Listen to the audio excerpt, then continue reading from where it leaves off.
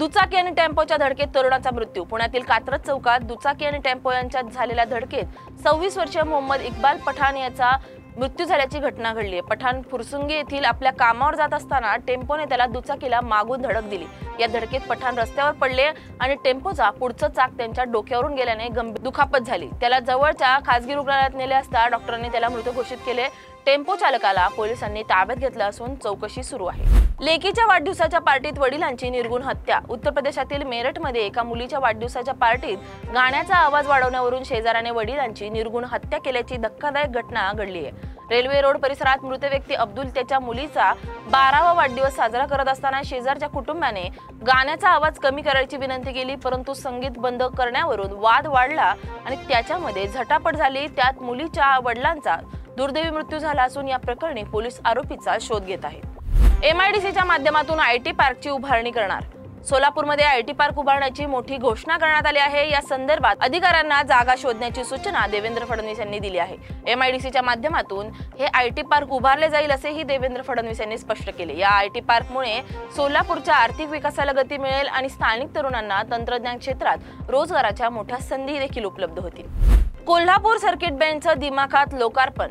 मुंबई उच्च न्यायालयाच्या कोल्हापूर सर्किट बेंचचे आज देशाचे सरन्यायाधीश भूषण गवई यांच्या हस्ते लोकार्पण करण्यात आले। यावेळी मुंबई उच्च न्यायालयाचे मुख्य न्यायमूर्ती अलोक आराध्ये, मुख्यमंत्री देवेंद्र फडणवीस, उपमुख्यमंत्री एकनाथ शिंदे उपस्थित होते। सर्किट बेंच लोकार्पण करण्यात आल्यानंतर प्रदीर्घ संघर्षाला पोचपावती मिळाली। भूषण गवई यांना न्यायालयाच्या प्रांगणात आल्यानंतर त्यांना गार्ड ऑफ ऑनर देण्यात आला।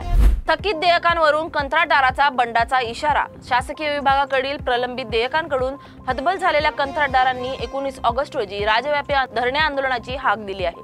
35 जिल्ह्यातील जिल्हाधिकारी कार्यालयासमोर कंत्राटदार सरकारविरोधात निषेध नोंदवणार आहेत। सांगलीतील तरुण कंत्राटदारांच्या आत्महत्येनंतर हा मुद्दा अधिक तीव्र झाला असून अनेक संघटनांनी या आंदोलनाला पाठिंबा दिला आहे। राजधानीला डबल बूस्ट। पंतप्रधान नरेंद्र मोदी यांनी आज 17 ऑगस्ट रोजी दिल्ली द्वारका एक्सप्रेसवे व अर्बन एक्सटेन्शन रोड 2 च्या दिल्ली भागाचे उद्घाटन केले। 11,000 कोटींच्या या प्रकल्पामुळे दिल्ली NCR मधील वाहतूक कोंडी कमी होऊन IGI विमानतळासह गुरुग्रामशी कनेक्टिव्हिटी वाढणार आहे। उद्घाटनाआधी मोदींनी मुंडका बक्करवाला टोल प्लाझाजवळ भव्य रोड शो केला होता। सॅमसंगने भारतात सुरू केले लॅपटॉप उत्पादन। ग्रेटर नोएडातील सॅमसंगच्या प्लांटमध्ये आता मोबाईल सोबतच लॅपटॉपचेही उत्पादन सुरू झाले। 1996 पासून कार्यरत असलेला हा प्लांट भारतातील पहिल्या ग्लोबल इलेक्ट्रॉनिक्स उत्पादन केंद्रांपैकी एक असून मेक इन इंडिया उपक्रमाला मोठा हातभार लागणार आहे। नवी मुंबईत 10 वर्ष जुना फ्लॅट घोटाळा, 1.47 कोटींचा गंडा। नवी मुंबईतील तब्बल 10 वर्षांपूर्वी झालेला फ्लॅट घोटाळा अखेर उघडकीस आला आहे। फ्लॅट देण्याचे आमिष दाखवून एका व्यापाराची 1.47 कोटी रुपयांची फसवणूक करण्यात आली आहे। व्यापाराने पैसे भरूनही फ्लॅट मिळाला नाही आणि तो तब्बल दशकभर न्यायाच्या प्रतीक्षेत होता। सदर प्रकरण आता प्रकाशात आल्यानंतर पोलिसांनी फसवणूक आणि विश्वासघाताचे गुन्हे नोंदवले असून या मोठ्या रिअल इस्टेट घोटाळ्यातील आरोपींचा शोध सुरू आहे। चौथ्या मजल्यावरून पडून चोरट्याचा मृत्यू, एक ताब्यात तर तिसरा फरार। साताऱ्यातील वास्तू प्लाझा अपार्टमेंटमध्ये चोरी करण्याच्या उद्देशाने आलेल्या 3 चोरट्यांपैकी एकाचा चौथ्या मजल्यावरून पडून मृत्यू झाला आहे। रविवारी पहाटे 2:45 वाजता ही घटना घडली। नागरिकांच्या सतर्कतेमुळे 2 चोरटे त्यांच्या तावडीत सापडले।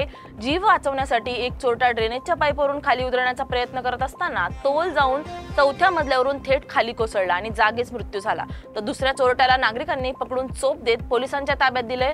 दरम्यान झालेल्या झटापटीत एका नागरिकाला लोखंडी रॉडने मार लागून दुखापत झाली आहे। तिसरा चोरटा मात्र अंधाराचा फायदा घेत पसार झाला असून पोलिसांनी त्याचा शोध सुरू केलाय। जलसमाधी आंदोलनाचा बळी, 31 तासांनी सापडला विनोद पवारांचा मृतदेह।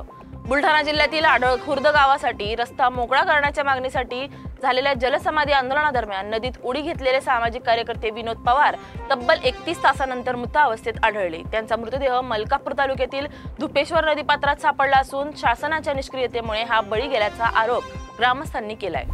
टेनिसपटू हिमानीने टेनिसला दिला निरोप। ऑलिम्पिक सुवर्ण पदक विजेता भालाफेकपटू नीरज चोप्रा याने 16 जानेवारी 2025 रोजी हिमाचल प्रदेशात टेनिसपटू व स्पोर्ट्स मॅनेजमेंट तज्ञ हिमानी मोर सोबत विवाह केला। विवाहानंतर हिमानीने व्यावसायिक टेनिसला निरोप देत अमेरिकेत मिळालेल्या तब्बल 1.5 कोटी रुपयांच्या नोकरीची ऑफर नाकारली। उच्च शिक्षण घेतलेली हिमानी आता वैयक्तिक आणि उद्योजकीय वाटचालीवर लक्ष केंद्रित करणार आहे।